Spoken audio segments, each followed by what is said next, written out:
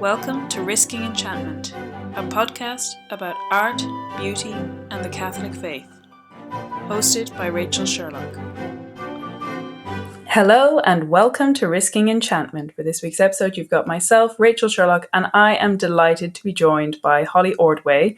Holly is the Cardinal Francis George Professor of Faith and Culture at the Word on Fire Institute, as well as being the visiting Professor of Apologetics at Houston Christian University. She has joined us on Risking Enchantment before to talk about her book, Tolkien's Modern Reading, which I also loved. So I am delighted to have Holly back on to talk about her most recent book, which came out just about a year ago now, called Tolkien's Faith, a Spiritual Biography. So just first of all, welcome back to the show. It's wonderful to have you. Oh, well, it's lovely to be back. And in a lot of ways, I felt like the book was a continuation from the first book that you released, because to me anyway, both books are so great at drawing out the nuances of Tolkien's character and getting past the kind of the stereotype that I feel like a lot of the world kind of sees Professor Tolkien as. But maybe if you could just tell us a little bit about how you came to write this book following on from the previous one. Right. So as your long-term listeners will know, I had written a book. It took me about 10 years to write, Tolkien's Modern Reading, looking at the question of what Tolkien had read of modern literature. And to do that, to figure out, well, what books had he read, I looked at every bit of firsthand data I could find, every interview he did, every bit of writing that he did, his letters, unpublished ones that I could have a look at, because there's a lot more than are in the published letters. And also looking at interviews with pretty much anybody who ever had 5 minutes conversation with him. This obviously yielded a lot of information for Tolkien's Modern Reading, but I kept turning up quite a lot of things. I was putting this other file about realizing that Tolkien spoke much more directly about his Christian faith than I sort of realized beforehand. Now, I knew he was a devout Catholic. This is extremely clear to anybody who's read the letters. Humphrey Carpenter, his authorized biographer, says it quite straightforwardly, and rightly so in his biography. But the approach to Tolkien up until now has kind of sidelined his faith, has made it seem as if it was more or less, okay, he had a private conviction, but that was it. And his rest of his work, professionally, academically, creatively, didn't really come out. Okay, sure, there are Christian themes in Lord of the Rings, but sort of no big deal. And certainly just sort of compartmentalizing it. And that's definitely the impression you get from Carpenter's biography. But I was realizing that what I was discovering in Tolkien's own words and in the recollections of the people who knew him well, that he didn't compartmentalize. That was the opposite of what he was. He was very forthright about being a Christian, a devout Christian, about saying so in interviews. And this kind of got my mind going, I would be interested to look at his life of faith in more detail when I finish this book, as I finished Tolkien's Modern Reading. And then that a little bit got sidelined until I was thinking, well, what is the next book that I should write about Tolkien? And my good friend Michael Ward, the C.S. Lewis scholar, reminded me. He said, well, I've always wanted there to be a book on Tolkien's faith, and there is no book that exists on that. And I sort of said, wait, there isn't? Really? No, there really, really isn't. There's no book that does that. That's shocking. And then this reminded me of sort of my accumulated material, and I thought, right, we've got the 50th anniversary coming up. There's no book on this. This is a gaping hole. I guess I had better set out to write it. And so I set out to research it more deeply. I had a kind of, as it were, running start because of all the notes I had taken from my research in Tolkien's Modern Reading. But I was really surprised myself. This is the fun of being a researcher. I go into it with a question. What was Tolkien's life of faith like? Certain ideas about it, and then discovering things that surprised me about the depth of his faith, about what it was like to be a Catholic in 20th century England. We can talk more about all those sorts of things, but I was able to do quite a lot of archival research, including sort of cultural, historical work that has not been done, and to bring to light, I think, an aspect, a really important aspect of his life that is sort of hidden in plain sight. Oh, everybody knows he's a Christian. Well, yes, but you know that so obviously that you haven't looked at it. And when Yeah. you look at it, it's super interesting. Yeah, I think the world largely knows he was a Christian and may even, I think most people who have any interest in him would know he's a Catholic. But for being such a bastion among kind of literary Catholic groups, that it is kind of interesting that we have been to a certain extent satisfied to just say he was a Catholic and not delve any deeper into that. And in some ways, I wonder, is it because it makes it easier for him to be your sort of spokesperson for whatever you in particular want him to be? Whereas I think the point that you made, and I think maybe the running theme of the questions that I want to ask you through this podcast, is this question of an integrated personality. Because I think, to me, that was one of the quotes that really struck me about him, which I think the one Catholic quote that people tend to know about him is talking about how Catholicism is in his fiction, how it's not, it's in this kind of integrated fashion. And in fact, he says it was sort of unconsciously there at first and then consciously there in revision. And so we know about it in terms of his fiction. And I think there's been quite a bit written about how various characters are inspired by Marian imagery, or, the idea of the prophet, priest, and king through various characters, and all of the ways that his Catholicism can be read into his fiction. But what I really love about your book is that it is about Tolkien himself, and it goes through his life. And like you said, his experiences, I really felt like you did a great job of bringing us into the experience. Particularly one of the ones that struck me was his younger life with the Oratorians, and showing us what the church would have looked like, and the actual tangible experience of what it was to carry out his faith in those days. Because, like you said, once you make it tactile, once you make it kind of real, then it becomes integrated. It's not just a label that you're sticking on top of somebody. Absolutely. And there's several very perceptive things that you've said there. And one of them is the fact that for Catholic readers of Tolkien particularly, but also Christian readers of Tolkien more generally, there is, I think, a desire to have him on our team. Mm-hmm. And I think that has led to certain distortions of understanding him, and certainly has led to a certain amount of oversimplification, and perhaps a hesitancy to look carefully at his life, lest we find that it isn't what, is so much on our team. And this was one of the interesting things I found as I was doing my research. Everything that I found just confirmed the fact that he was an absolutely serious Catholic. Christian and Catholic readers of this, Christian broadly speaking, Catholic Christians more specifically, can be reassured. We are not mistaken in that sense. He is absolutely what we've always thought he was, just even more deeply than we perhaps knew he was. But the way in which he lives out his faith is a little bit more nuanced, more sophisticated, and more challenging, I think, to us than this easy picture of him as the devout Catholic, but then it doesn't really affect anything. And even, I think, forces us to recognize we might sometimes oversimplify the way that the Christian themes come up in his work. And particularly, it's been interesting as an American. I spend a good part of the year, about a quarter of the year, every year in England, in Oxford particularly. I worship in many of the same parishes that Tolkien did. I, go to Mass at the Oxford Oratory, which wasn't an oratory when Tolkien was in Oxford, but it's an offshoot of the Birmingham Oratory. So it's an entry point into that Oratorian spirituality that he knew so well. And I've been doing this for, close to 15 years now.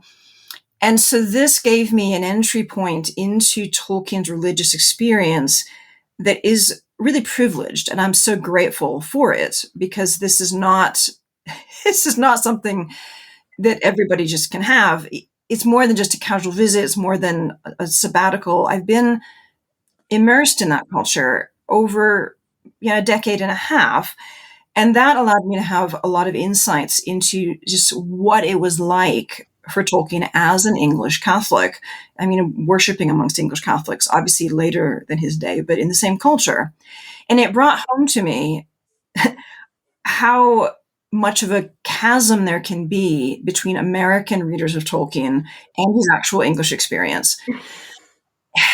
Two nations separated by a common language. One of the things in writing about his experiences as a young man, for instance, I had to pause and say, basically to my American readers, you don't understand the Oxford University system. You may think you do, but you don't. Tutors are not who you think they are. Professors, that word does not mean what you think it means. Just sort of working through even public school versus private school, the opposite of what you think. Yeah. All of these things, they add up to often an inability to access the actual life that he lived. And then culturally speaking, American Catholics historically had a very different experience than English Catholics. There has been prejudice and bias in America, sadly as well, but nothing like the experience of English Catholics who were literally disenfranchised and stripped of their civil rights and tortured and killed in the earlier centuries for their faith legally. This is not the work of mobs or lynch mob. This is judicial execution, and these civil penalties, these disabilities, had a profound marginalizing effect on English Catholics. And these effects, and including the legal disabilities, lasted until Tolkien's adulthood. That was shocking to me when I researched when did the Catholics get the vote again? What? Oh, the last, restrictions on their rights were lifted in 1926. 1926. So this is a very different culture than the American experience. So we can't just project onto Tolkien what we think it was like to be a Catholic. We have to sort of start, in a sense, from scratch and say, well, what was it like for Tolkien to be a Catholic? And that led me, in doing my research for Tolkien's faith, to go to the primary documents, not to make any assumptions, but to look at, what were the catechisms being used in England at that time? What were the prayer books being used in England at that time? What translation of the Bible was being used? And this was quite a complex question. When it came to the question of Tolkien marrying his sweetheart Edith, who was a Protestant, looking at pre-1917 canon law, which is an amazing rabbit hole. It was not surprised. I had to call in a canon lawyer to say, are my conclusions correct on this? And he actually was quite favorable. Yes, you got it right. Here are one or two little tweaks to make. So looking at that and discovering, for instance, that it would have been perfectly possible for Tolkien to marry Edith with her remaining a Protestant. And this would not be surprising. It would have been relatively common. His guardian, Father Francis Morgan, was actually the child of just such a marriage, Protestant father, Catholic mother. It was a thing that was not recommended, not encouraged, but given the absolute minority status of Catholics in England, if you wanted to marry somebody, it was not a small possibility that you might marry a sort of friendly Protestant. And so this really changes the accepted narrative of Tolkien and Edith. She didn't have to become a Catholic for him to marry her. He wanted her to become a Catholic. Well, why? Not so that they can get married, but because he believes that the church is the fullness of the faith, and he wants her, his beloved, to join him. And why does she agree? Not because she has to get married to Tolkien, but because she accepted it. With a little bit more arm twisting from her fiance than he ought to have done. It doesn't come off entirely well in this scenario. He actually is a bit of a jerk. To be perfectly honest, he's a bit arm twisting, possibly even a bit bullying. But it's all the zeal of a young man. But the point is that we can look at that and see Edith she was a tough character. She was strong. And she didn't have to become a Catholic. She chose to. And that's not what we've always thought. But that's what I was able to understand because I went down and I looked at pre-1917 Code of Canon Law and discovered, yes.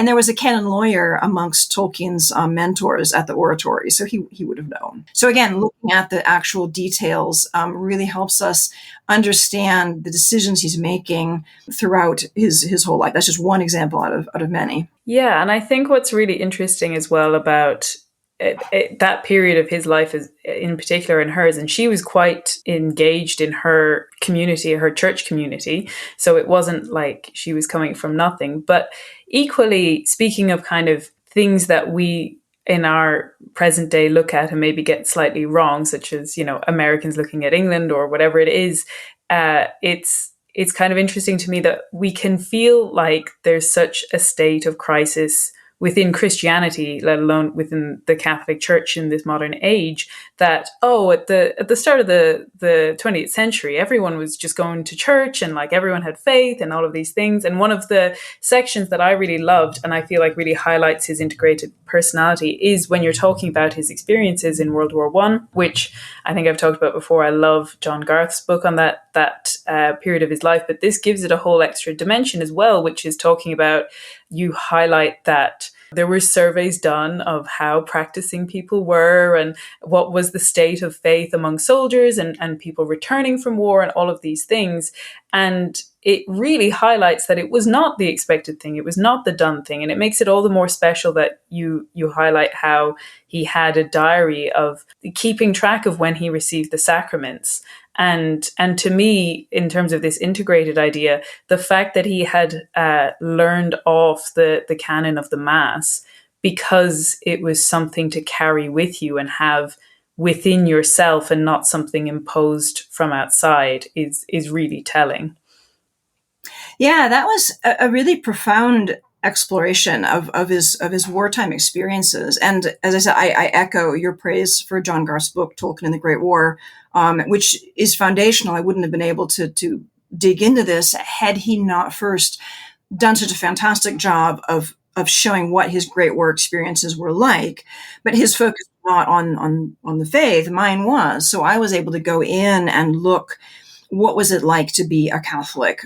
Even finding things like his battalion, the Lancashire Fusiliers, was actually more heavily Catholic than other battalions. So he had a bit of an advantage there. But the real treasure was something I found in the Bodleian Library archives, in the library, was two separate books, both commissioned and published in 1919, immediately after the war, one of them by the Catholic Church in England and the other by the Church of England.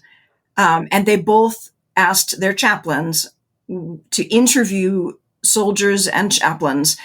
What was the war like and how did it affect the faith of our people? And they reported, and it's crucial because it was contemporary. They were both published in 1919, 1 year after the armistice, and each was done for its own people. So there's no question of bias of, a Catholic reporting on the Protestants or a secular person reporting on the whatever. They're speaking to their own people. And so I could actually compare them side by side and see what they thought.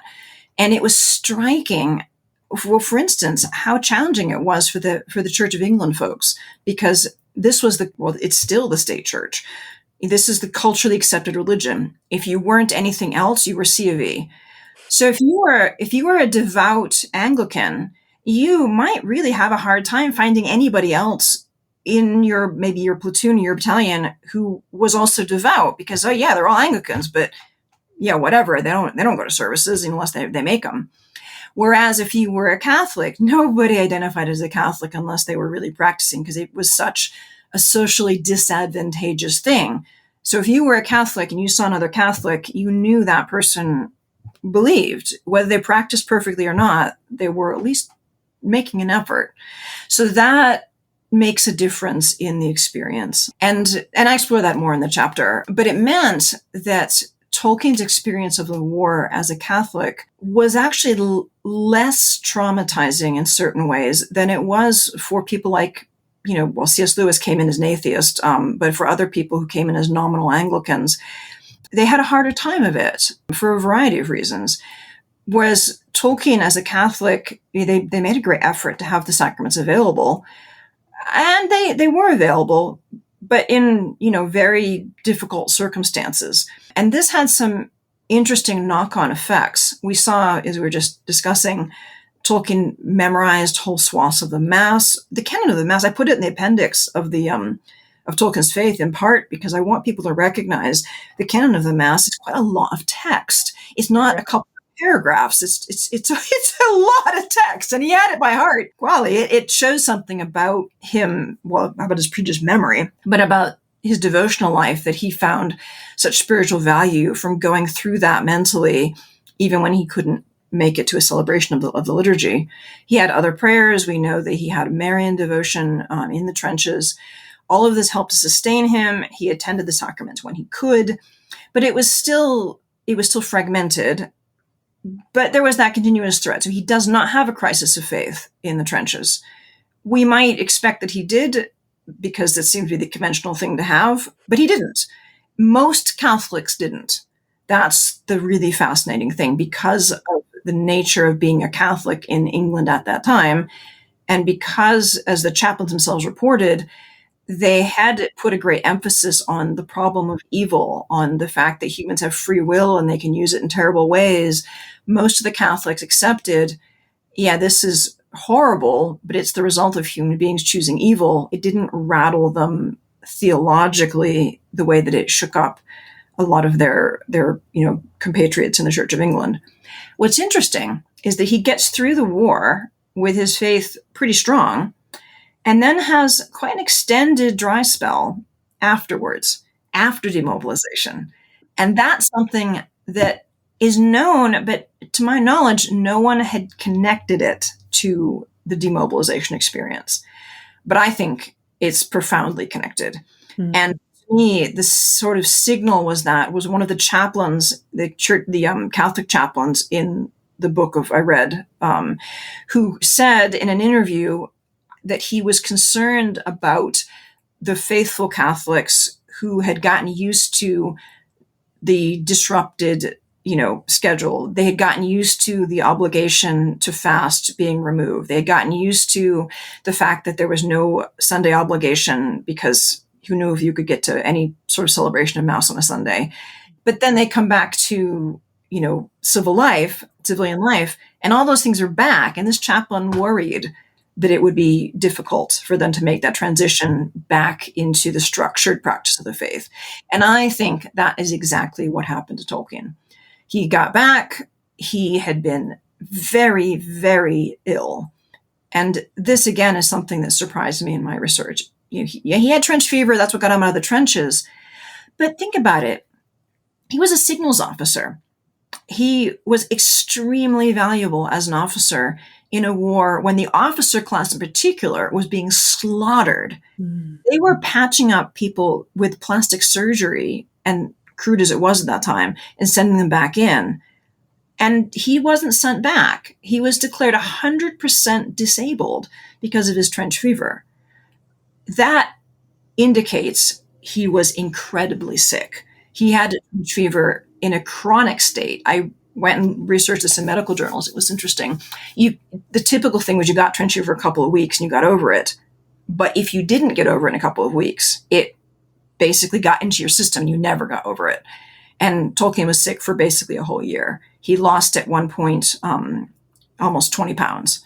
And for a man who was pretty slim to begin with, again, this is the thing that Americans miss, because the report says that he lost, 2 stones. Well, what's a stone? So, almost 30 pounds, not 20 pounds. A stone is 14 pounds for my American readers. So the fact that he lost, almost 2 stone, well, that's almost 30 pounds. But 2 stone doesn't sound like that much unless you know what it translates into in American. So he was extremely sick, much more sick than we have, I think, given him credit for. And so this altered my perception of the rest of his letters, because if you look at his letters, he's always griping about being sick. He's forever not doing things that he's supposed to be doing because he's sick. And you get the perception a little bit of a bit of a sort of a hypochondriacal grump. Well, that might have been part of it. But this is quite probably the effects of chronic trench fever, because it messes with your medical system. He was so sick. And so I think he really did have fragile health the rest of his life. He wasn't complaining. Well, he was complaining, but he wasn't just complaining. He genuinely got sick more easily, and he was genuinely hit harder by something like a common cold than somebody who hadn't had this disease. So that's an effect of the war. But then he's demobilized. He's back with his wife. He has, now a young family. He has a new job. All is well, right? Yeah. And yet he has to pick up the pieces and learn how to be a normal father and husband and colleague again. And I think that's just really hard. And I think it's in that context that he has this slump in his faith where he says that for quite a long stretch, we don't know exactly how long, at least a couple of years, could be up to 9 years, depending on how we calculate it with what he says. He says, I almost ceased to practice my religion. And that's a pretty major admission from a man who is so serious about his faith. And he's writing to his son, and he's writing in a very matter-of-fact way. He often uses hyperbole and exaggeration, but rarely does so when he's talking about something serious. Almost never when he's talking about something really serious, about his faith in particular. And in this case, there's not a trace of hyperbole. He's very matter-of-fact. Yeah, this is what happened. I didn't entirely cease, but I almost stopped the practice of my faith. And he goes to this dry spell, and then he comes out of it when he gets back to Oxford. And I thought this was really kind of profound, because I, at least, had been accustomed to thinking of him as sort of a steady state Catholic. Yeah. He's just devout Tolkien. He's always been devout, from the beginning. Well, he never lost his faith, but he struggled with it at various points. He actually had difficulty, turning up to Mass when he was an undergraduate. Go figure. And he has this long, painful slump as an adult.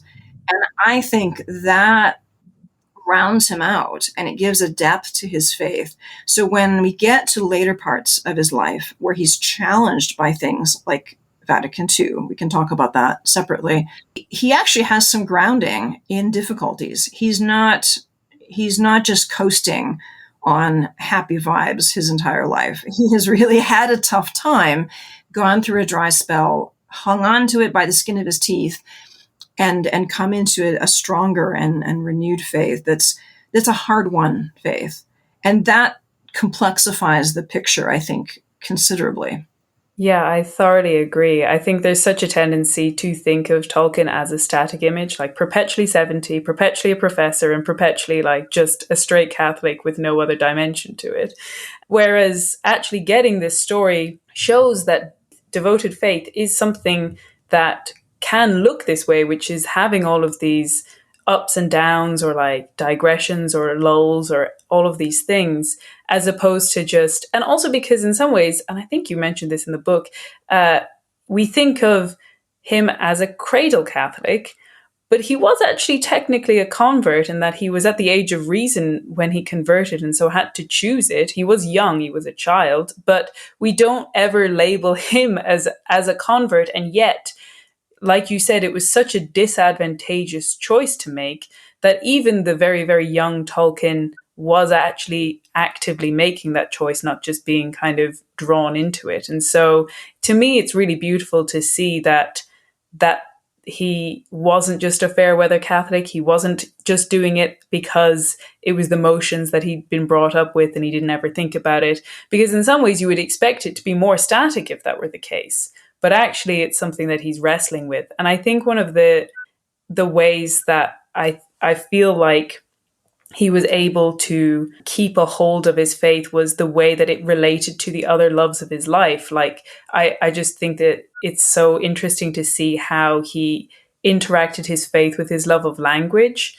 And you talk in the book about how he translated pretty much the whole rosary of prayers into Elvish, but that even going back to the idea of the word, in the beginning was the word. And so for him, this great love of language, of word, of storytelling, of history are also all part of the ways that his faith informs how he experiences those loves. Yes, and we really, I think, need to recognize the formative role of the oratorians for that. And almost everybody knows that Father Francis Morgan, an oratory priest, was his guardian, was his second father. But one of the things I realized in my research is that, wait a second, Father Francis was his legal guardian, yes, but he was part of a community. At the time that Tolkien was, embedded in this community, when his mother Mabel brought him and his little brother over to be parishioners there after he was looked after by them, there were 15 or 20 Oratorian fathers there. And he knew many of them, and he was friends with a number of them, friendships that lasted throughout his entire life. So he had strong bonds of connection with other priests at the oratory other than Father Francis. And of course, he was there in the context of their teaching and their worship and their preaching. And these are very educated men. They're highly educated. They're very literary, and they're almost all converts. And that's really interesting. It's not at all typical. So Tolkien is not only not a cradle Catholic, but his childhood as a Catholic was not typical of cradle Catholic childhoods, even leaving apart the fact that he was an orphan, which is shocking enough. But, the oratory founded by that famous convert, John Henry Newman, almost all of them were former Anglicans who came over into the church, continuing, amongst the fathers that Tolkien knew. Father Francis was not. He was a cradle Catholic, but he was almost an exception amongst the Oratorian fathers. And so one of the great advantages of the oratory for Tolkien's mother Mabel and for her boys is that they understood the conversion process. They understood where Mabel and her boys were coming from in a way that cradle Catholics often don't. Like, what do you mean you don't know how to pray the rosary? What kind of loser are you? But of course they wouldn't. They had to learn, right? One of the few surviving devotional items from Mabel's collection that's at the oratory, and I was able to look at it, is a little book that's about it's a sort of devotional reflection on the angelic salutation. So that's part of what she was learning. I have no doubt that was either given to her or suggested to her by one of the oratory fathers.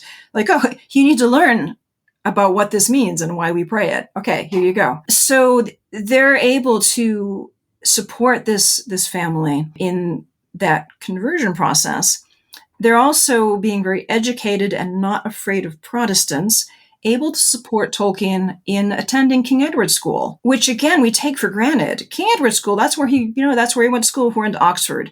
King Edward's School was a Protestant school. In that context, in that day, basically no self-respecting Catholic parent would send their son to a Protestant school for a very good reason, because there would be a tremendous amount of pressure for the child to come and become an Anglican, to leave their Catholic faith.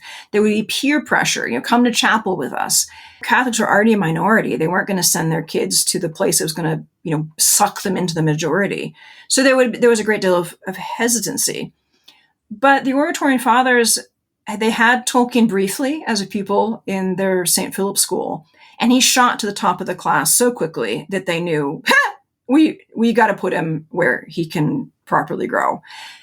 And they allowed him to go, or they encouraged Mabel to put him in St. Edward's. And that's surprising. We need to pause and sort of, they trusted Mabel and they trusted their own formation of the boys to say, we believe that we can send these boys to this Protestant day school. It's not a boarding school. They came home every night, this day school, and we will support their faith. We will train them. We will teach them. We will support them.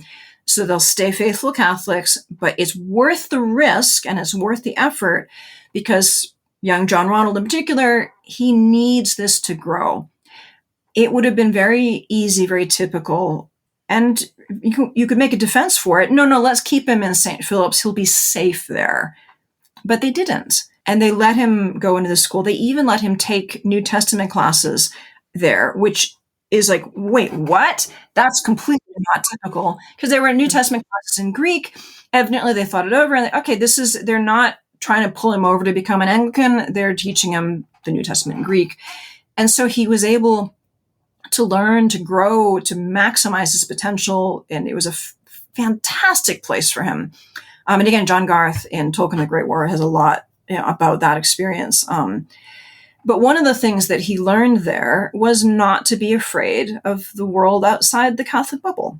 And so that, I think, is something that he took away with him.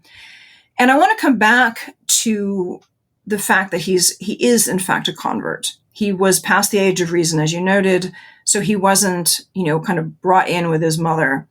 It was when he was 11, almost 12, that he made his first Holy Communion, a little later than kids would do today. And he had his confirmation at the same time. And that would be the moment when he professed his faith. Now, in the context of that day, he very easily could have not done that. He had both sides of his family, his aunts and his uncles, his grandparents on both sides, who desperately wanted the boys to revert to Anglicanism. And there was pressure, indeed. There was some mumbling and grumbling about maybe we can legally get the boys taken away from Mabel and sent to a Protestant school. This was the kind of thing that actually happened. I researched it. There were court cases where children were taken away from their Catholic mother and put in the care of Protestant relatives because, good heavens, we can't let the children be Catholic. That would be just terrible, right? So Mabel had this as a real risk, and the Oratorians were familiar with that. That's another reason why it was such a savvy choice to have Father Francis as guardian. They were prepared to protect the boys legally as well as spiritually. But so he had this pressure, so he would have known, and especially after his mother died, when he's now on his own. It's a really interesting situation. It's the conventional wisdom coming, I think, largely from Humphrey Carpenter's interpretation, that much of Tolkien's adult faith is reducible to an emotional attachment to his mother's faith. Well, for one thing, I don't think that holds up if you look at the course of his whole life, because when you see tests like that slump after the Great War, well, an emotional attachment to your mother's faith is not going to bring you back after that. Let me put it that way. It's not enough.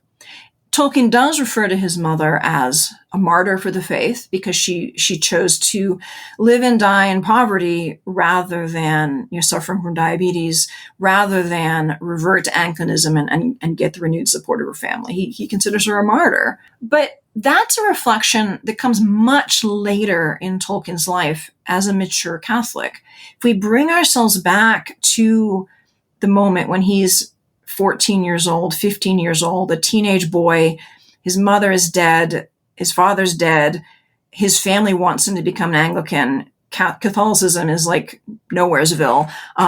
So there's a lot of pressure for him to do that. And he has a safe out. He could say, I'm returning to the Anglican faith of my dead father. It's a very emotionally acceptable route, as well as, a sort of cultural out. He very easily could have resented his mother for the poverty they brought the family into, just because he chose to honor her. Like, well, that's one route, but it's not the only route. We can think of counterfactuals and say, well, he might have been very angry at his mother. Why did you do this? Why did you bring us into such disrepute? I want to reject all that. Yeah, I mean, he equally could have felt that she robbed him of more time with her by living in poverty when she didn't have to. Absolutely. If the devotion to her is that strong, you could equally read it that way, but that's not what happened. Yeah. And she too was a convert. So he could have said, well, mother used to be an Anglican before this Catholic nonsense. He could have remained with her Christian faith, but rejected her Catholicism, but he didn't. That's the point. So the point of this is to say, we should not take it as a given that he remained a Catholic, because there were powerful, legitimate attractions to bring him back to Anglicanism that he resisted as a boy, he resisted as a teenager, he resisted as a young man, he resisted as an adult when it would have been much easier for him academically, professionally, to not be one of those, funny Catholics. So he always resists it. But there's another thing that's fascinating. And it comes back to a very sort of mysterious line in the letters where he talks about Father Francis taught him charity and forgiveness. And that's a puzzling line, because his mother have taught him to love. What did it mean that his guardian taught him charity and forgiveness. Forgiveness of what? Well, think again of the context of him as an orphan. His extended family rejected his mother and materially contributed to her early death. He had so many reasons to be angry with them. And yet we even see that he could easily have just cut off all contact with them. And Father Francis could have said, you know what, good riddance. These are going to just try and drag my ward back to Anglicanism anyway. Let's keep him safe in the Catholic bubble. But he doesn't.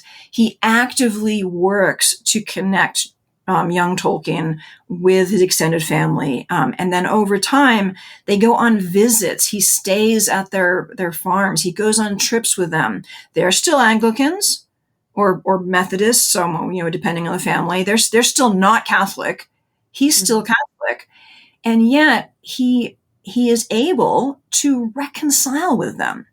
And I think that's what he's talking about when he says that Father Francis taught him charity and forgiveness. He taught him how to forgive whatever real or projected or imagined wrongs that his family might or might not have done. And he taught him how to love that extended family again after having, frankly, been rejected by them. And that is just beautiful. So here we have an orphan who's able to recover part of his family. Why? Because Father Francis taught him and helped him to do that. And that is emotionally a heroic act, on both of those parts, the second father and also the adoptive son, as it were. And again, I think this contributes to Tolkien's sort of fullness of his life as a Catholic, because he understands forgiveness. And this is a major theme in Lord of the Rings. This whole idea of forgiveness. Well, he lived it, and that's part of what he brings to his imagined world. Like, he is not just talking about forgiveness. He knows how hard it is, and he's lived it. Yeah, I think that's so beautiful and so right in the way that it shows up in his writing as well. I think, that's such a great encapsulation of maybe where he started from. But maybe if we then kind of go to the other end and look towards the end of his life, I know you mentioned his kind of experience of the very beginnings of the implementation of Vatican II. And I'd love to talk about that, but I kind of, this is maybe a bit odd. I want to take it from a very particular starting point, which is actually to talk about his translation of the Book of Jonah. Because to me, as I mentioned earlier, that, I love how much he integrates his love of language and how this translation process, I feel like both from, I mentioned about translating the prayers into Elvish, it feels like in my own experience, a very limited experience of doing translation work, it's how you get inside texts is in translating them. If you can move them from one language to another, you have to really know what they're saying and what they're doing. To me, the fact that he did this translation of the Book of Jonah for is it the New Jerusalem Bible? I just think it's such a fascinating little project. I know actually the person organizing it, Alex Jones, was hoping he'd be a much bigger part of it, but it is just this one book that he did. But it's such a fascinating project. And the reason why I think it ends up and will end up relating to our discussion about Vatican II is that I think it's really interesting that he chose to do that translation in quite a plain, accessible style. I know I was reading some of the articles around this. There is obviously, for all of us Tolkien fans, we would love to have a Tolkien voice Bible. Of course we would. It would be amazing. I know he submitted the very opening of Isaiah as an example of his translation, and he does that like alliteration. It begins with heavens hearken, earth give ear, and then the end of the verse goes, Israel knows nothing, my people understand nothing. That kind of high drama, high poetic ear. And like, if anyone could do it, he could. And yet he chose not to. He does choose to make very careful translation points. He's not just like kind of presenting it in a sort of like generic way, but that he does have a sense of, to me, it's his understanding of history, that the Bible itself was written in Hebrew and Aramaic, of the languages that the people who spoke it, and then into the New Testament with the people's Greek, and that even the Vulgate itself was supposed to be, or was originally, the kind of accessible translation of the Bible. And so as much as we love Tolkien's high archaic style, that he's actually intuiting something about the faith, which is that it to pretend that scripture is naturally in this kind of higher style is actually a disservice to the true history. And I think a lot about how when he does that forward to the Lord of the Rings and he talks about his love of history in that context, kind of contrasting it with allegory, but like there is a real sense that he knows the truth of history. And I thought, just to add one extra point, I know, and I love Ronald Knox as well, but you know, he had kind of unkind words to say about Ronald Knox's translation, which he felt like was verged into pastiche or almost parody, that he couldn't, that because he was writing in this sort of elevated style, that it wasn't actually, it was almost like a joke. And it reminded me of our discussion from Tolkien's Modern Reading, how he loved William Morris and then actually moved away from William Morris because that too is a pastiche, that too is kind of an affected style. And I think to me the word kind of affectation is almost the contrast to integrated, which is what he's talking about. I'm just, as I'm speaking right now, I realize I'm wearing a top that is a William Morris pattern. I promise I don't give that much thought to my outfits before recording, but yeah, I just thought that like that kind of analogy between his interest in fiction and then his interest in translating scripture was an interesting parallel. Yes, I mean, it was extremely interesting. So many things we can talk about. But I think one brief point, which is I really like how you emphasized the fact that he's using prayers to work on his translations of Elvish. So that is to say that he's drawing on his prayers to help him think about Elvish. So he didn't sit down and say, I'd like to pray the Rosary in Elvish. Let me write out some prayers. There's zero evidence whatsoever that he ever prayed these prayers in Elvish. Yeah. Rather, he used the prayers that he knew so well because he knew them so well and he thought about them so deeply. But coming to Jonah, yeah, there were so many interesting things that unfolded for me as I looked into this. The first was to discover how surprising it was that he did the translation at all. And not just surprised that he finished it, although he had so much difficulty finishing things that in itself is a bit shocking. He finished it. He delivered it. Wow. But we had to put ourselves back in the time period. And that is to say that in Tolkien's lifetime, through his adult life, translations of scripture were done by priests. They were done by professional theologians who were also ordained clergymen. It's only after the Pope, puts out his I guess an encyclical encouraging translations of the Bible, encouraging people to be involved in this. There's a bit of a loosening up, and so, for instance, Alex Jones, who was a priest, invites Tolkien, who's a layman, to participate. So, and Tolkien does, but most of perhaps all the other, but certainly most of the other translators were religious in some way. Were priests. So for Tolkien as a layman to step up to translating sacred scripture is actually in itself kind of a, looking ahead to Vatican II, looking at, more of the involvement of the laity. This is the move the church is doing, recognizing the gifts of the laity more fully. But Tolkien grew up in a time when what we now might call clericalism was the norm. But he was always slightly pushing against it in a positive way. For instance, he was a member of the Catenians, which was specifically a Catholic men's club organized by laymen with the support of a bishop and clergyman, but explicitly just for laymen. We take that for granted today, but it was unusual in the 1930s. And so again, when we get to Tolkien stepping up and saying, yes, I will translate this, well, that's in itself just slightly unusual. So he does it. And then we get into the matter of the translation, which he does choose a surprisingly plain style. And what I find most striking is that he uses you and yours as opposed to thee and thou. And he has a discussion with with Jones, the editor, about this very point. Unfortunately, we don't have Tolkien's side of it, but we have Jones's response, in which Jones thanks him for supporting the policy of using you and yours as the more modern forms, because Jones says he was kind of on the fence about it. So, I mean, looking at that, I think it suggests that Tolkien could have swayed him to use thee and thou. I mean, this is the prose giant. This is the stylistic master.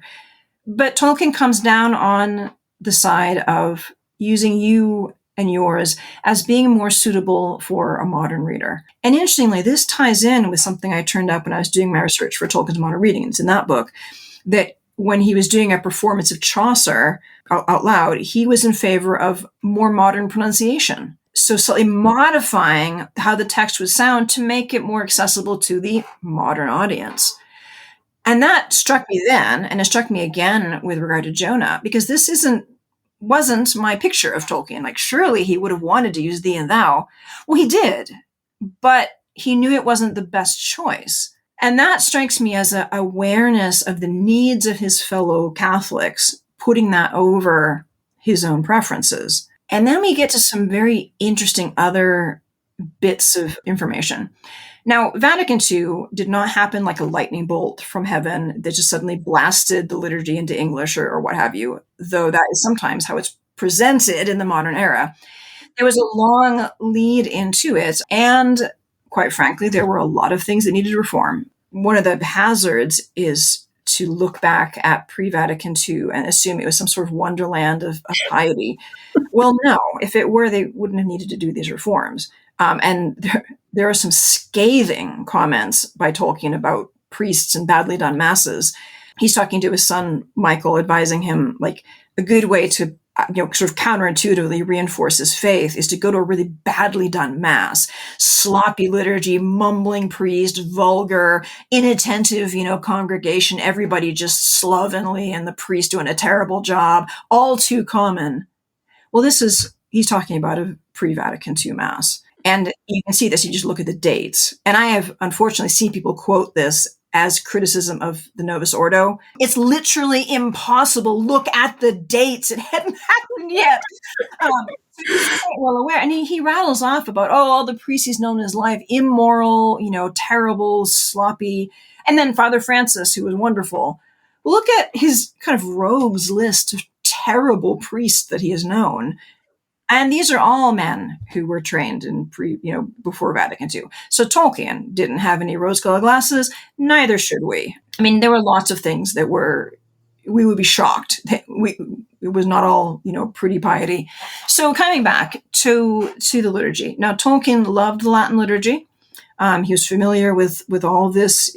He understood it. It was beautiful. He engaged with it.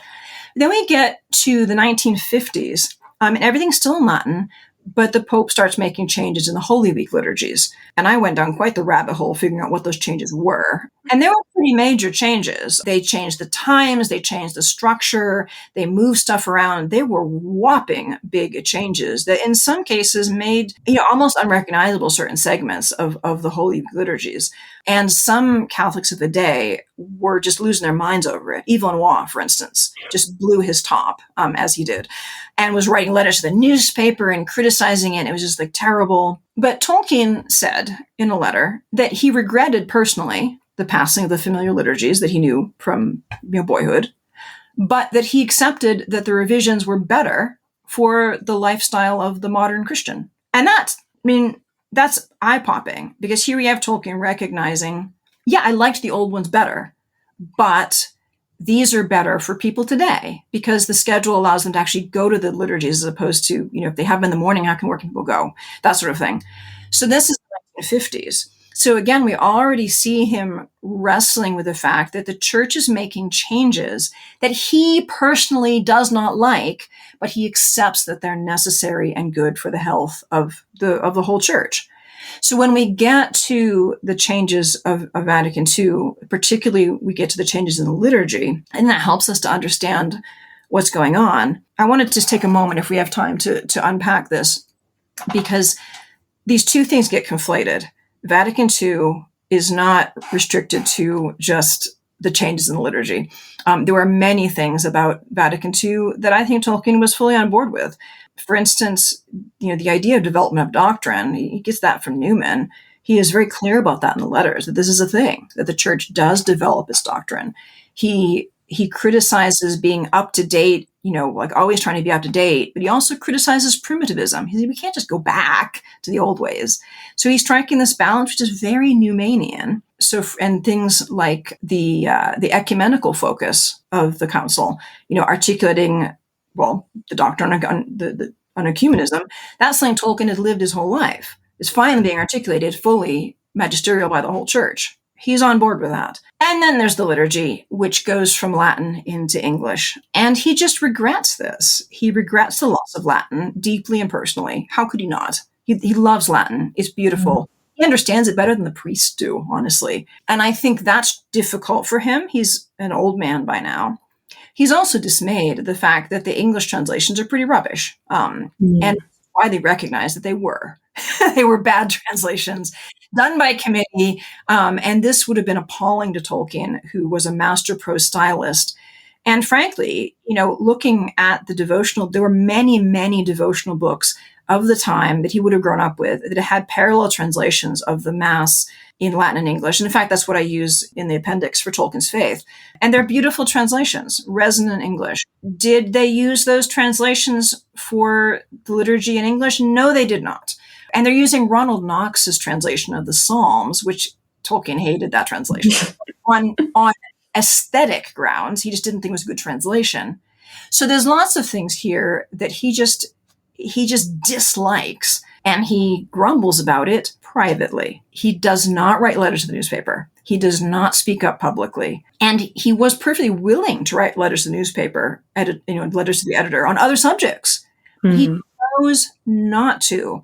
And there's a letter in there's a new edition of Tolkien's letters that's expanded, that's just come out. And there's a letter in there that confirms this, that he thinks it's important to, not make a public, protest about these things. It's a legitimate thing the church is doing. He doesn't like it, but it's not his place to be publicly complaining about it. But it's always legitimate to gripe to your friend. You let off the steam.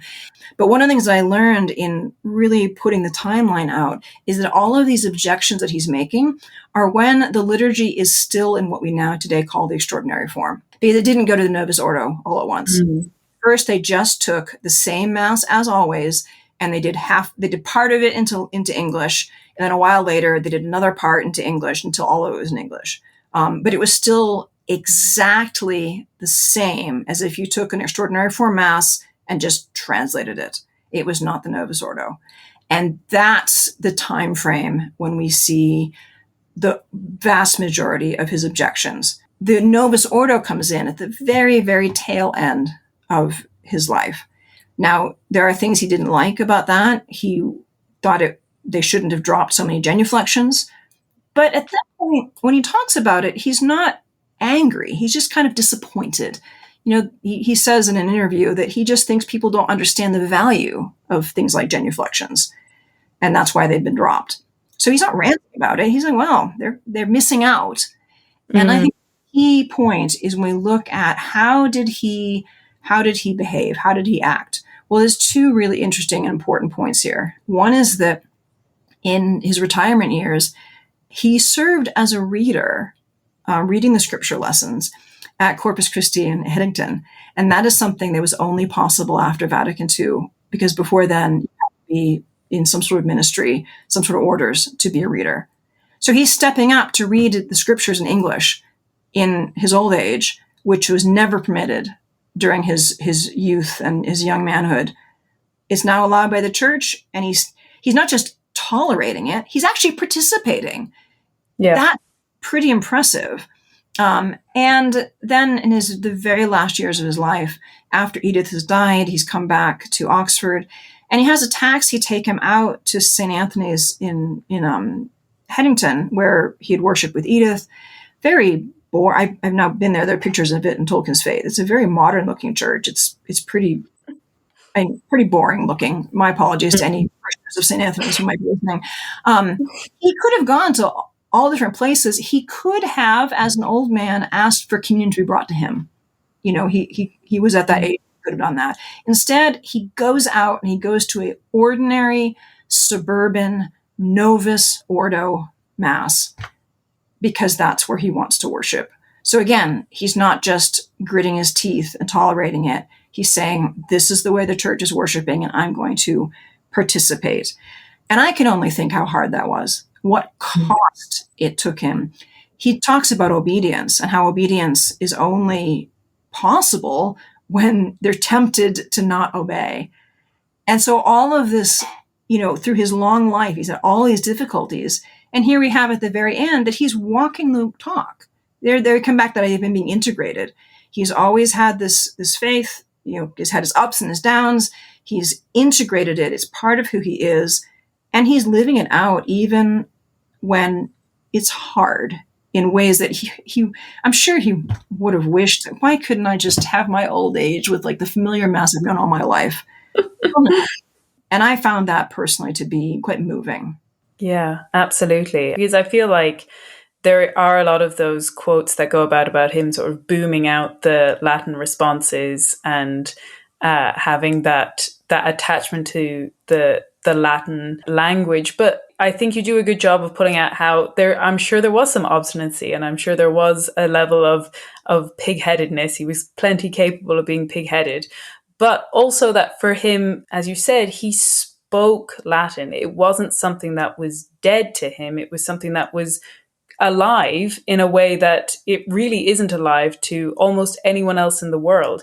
And so I think he was able to see the difference between his experience of Latin and maybe the rest of the congregation's experience of Latin. And I think that was in some ways quite big of him to be sad for its passing, but also see it as part of something that is reaching out to the ordinary attendee of a parish. And I want to pull out one of the quotes that you have in the book, just because I think it's so not necessarily what we think of when we think of Tolkien. He said, "I am not a reformer nor an embalmer. I'm not a reformer by exercise of power, since it seems doomed to Sarumanism.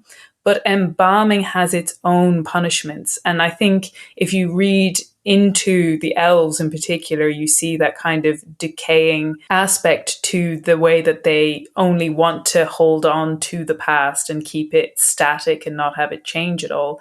And that actually there's something to be said for change as it goes on.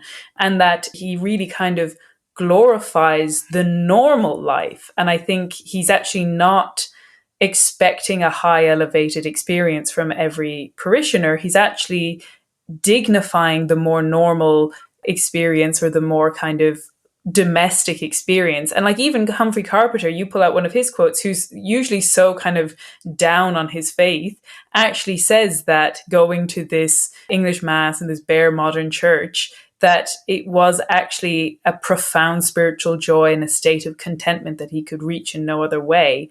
And I think that's interesting that Humphrey Carpenter can write that and yet still be confused, because I think actually perhaps the most moving part of the book to me was when just at the end you kind of draw out how much of an ordinary person Tolkien is, and that you highlight that Humphrey Carpenter is shocked and almost aghast that something so genius could come out of an ordinary domestic life, but also that someone who is so genius could be satisfied with a very human life of taking care of your kids and tending to your garden and being home by bedtime to read stories. That like it feels like he thinks that there's a kind of tension between them. But it's almost like, if you think that, have you not read The Lord of the Rings? Like, is that not exactly the message of Lord of the Rings, that like very ordinary lives produce great virtues and great things? It's so hard to grasp, isn't it? I think we all have that temptation that surely a great man must be exceptional. Well, he was exceptional, but he was so great that he understood the value of not being exceptional. And I think that's a testament to his greatness of heart, that he was able, after a whole long life of quite a lot of suffering, and trying to live out his faith, that he could say, it's not about me.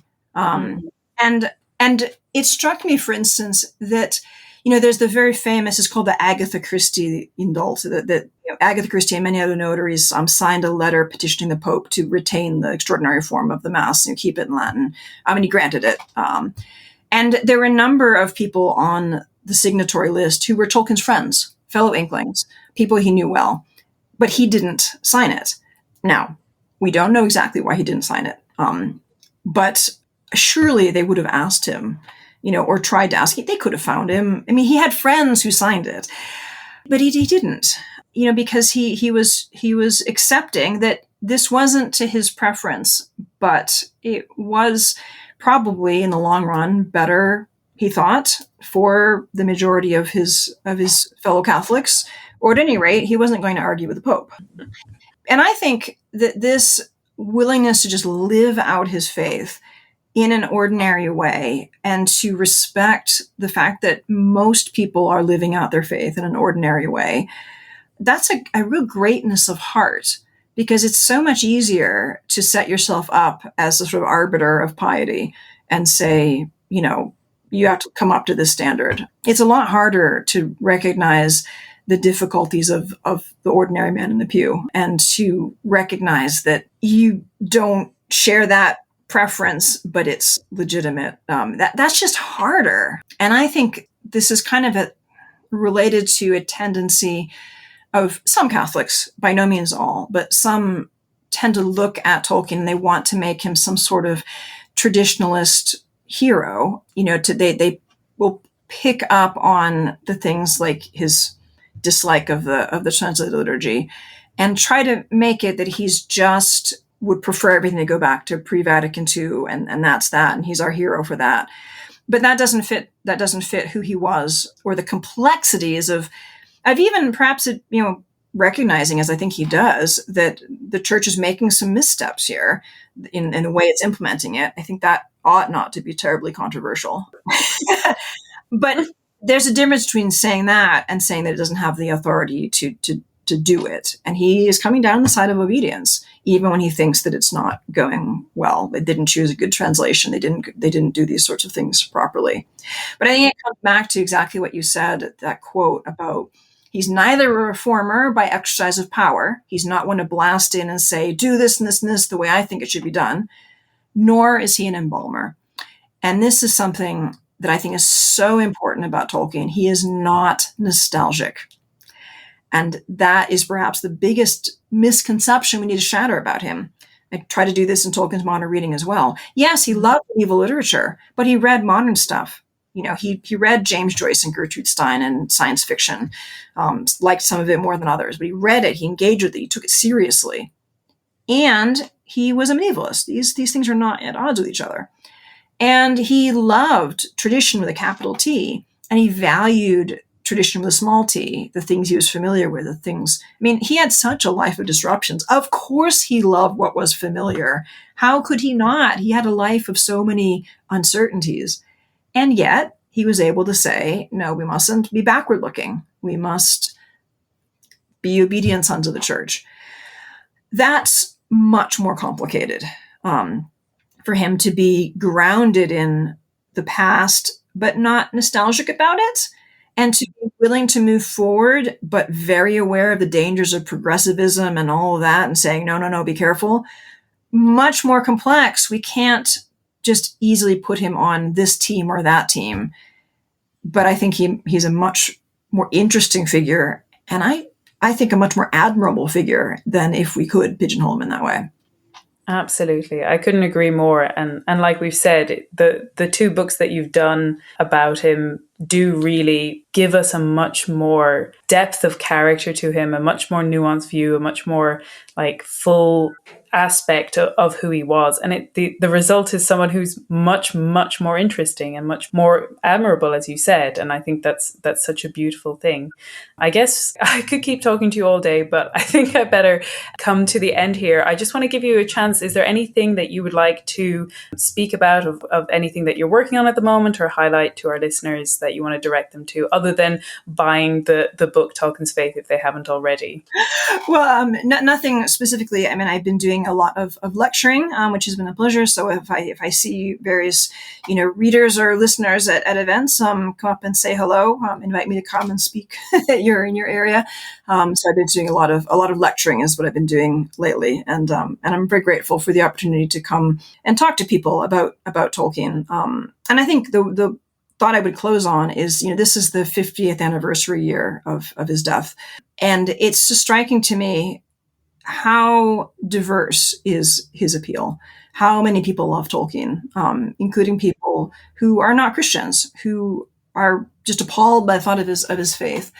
And I think that's beautiful. And I think that, the fact that Tolkien's such a complex man and his faith is so important to him, I would just say if there happens to be any listener who is, not a Christian or is a Christian but not a Catholic, who's maybe a little bit sort of weirded out by the thought of his faith, I just want to close by saying, one thing we can really take away from this great heartedness of Tolkien's is he had a big heart.